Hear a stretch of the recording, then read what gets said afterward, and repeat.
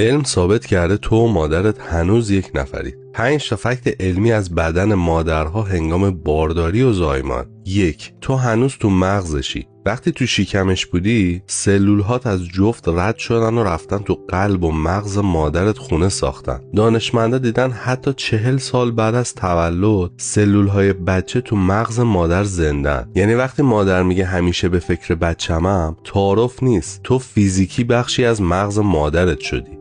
2. بوسه هاش داروه. فکر میکنی بوسه هاش فقط عشقه؟ نه. وقتی نوزاد بودی و میبوسیدتت، بدنش میکروب های روی پوستت رو اسکن میکرده و بلا فاصله پادتن میساخته و وارد شیرش میکرده تا تو مریض نشی. اون بدنش رو تبدیل به آزمایشگاه شخصی تو کرده بوده. 3. مغزش رو آپدیت کرده. ماده خاکستری مغز مادر توی بارداری کم میشه، اما این تخریب نیست، یه هرس کردن هوشمنده. مغز اتصالات اضافی رو پاک میکنه تا مدارهای همدلی قوی بشن و بتونه حرفای نگفتت رو بفهمه. اون سیستم عامل مغزش رو به خاطر تو عوض کرده. 4. صداش مسکن قویه. علم میگه صدای مادر هورمون استرس رو به شدت میاره پایین و اکسیتوسین ترشح میکنه. اثر شیمیایی صدای مادر روی مغز دقیقاً برابر با بغل کردن طولانیه. صداش آرامش بخش طبیعیه و دقیقاً تاثیرش مثل داروی آرام بخشه. 5. سریعتر از نور. مغز مادر به صدای گریه بچه زیر 100 میلی ثانیه واکنششون میده. میدونی یعنی چی؟ یعنی سریعتر از پلک زدن.